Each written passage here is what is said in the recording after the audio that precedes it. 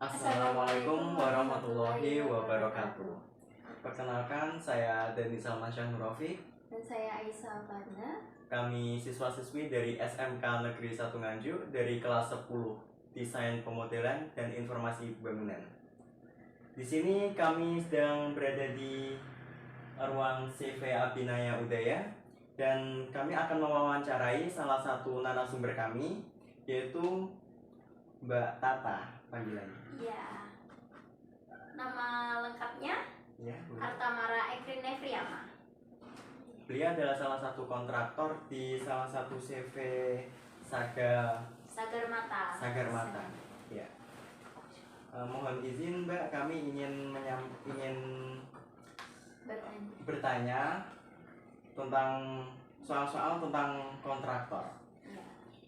Bisa saya mulai sekarang? Bisa. Untuk soal nomor 1, berapa lama Anda menjadi kontraktor dan latar belakang pendidikan apa yang Anda jalani selama ini?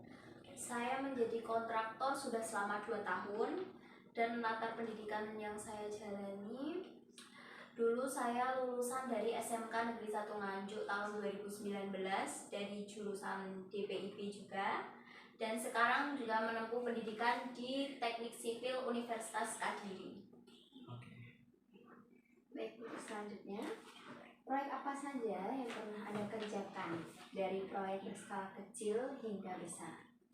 Untuk proyek yang berskala kecil dari Dinas Pendidikan, pengadaan mebler dengan nilai 15 sampai 20 juta, dan yang berskala besar dari Dinas Pekerjaan Umum dan Penataan Ruang untuk proyek lelang pekerjaan jalan dan bangunan.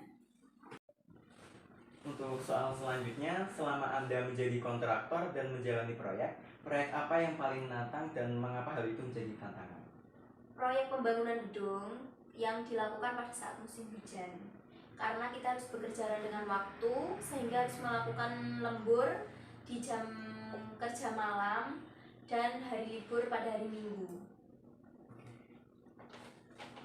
Pertanyaan selanjutnya, dari proyek yang telah dikerjakan, berapa nilai proyek yang dikeluarkan dari yang paling rendah hingga yang paling tinggi?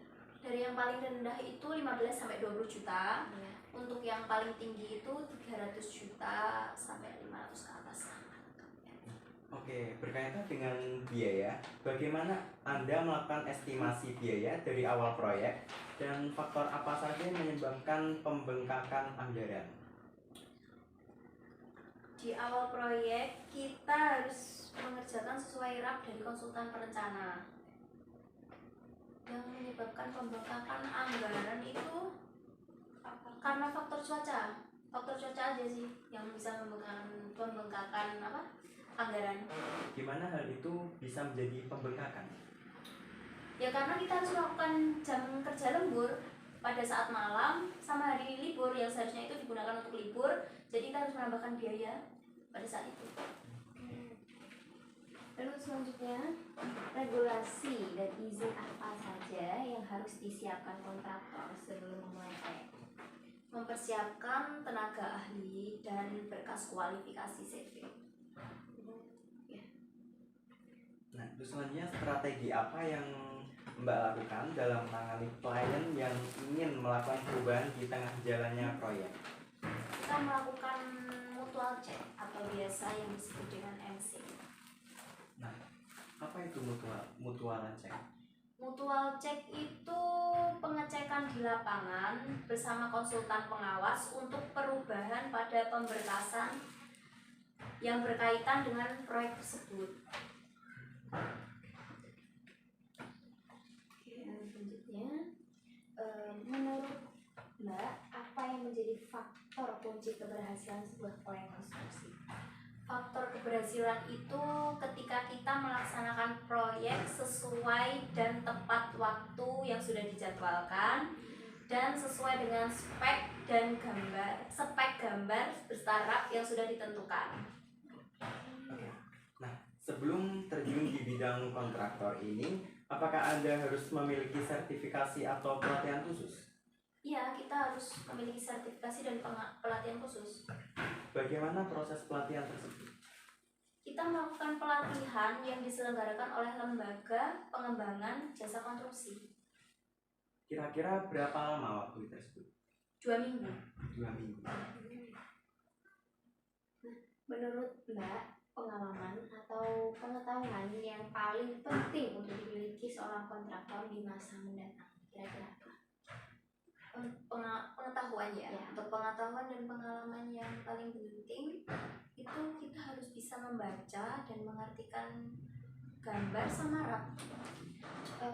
Mengartikan gambar itu seperti apa?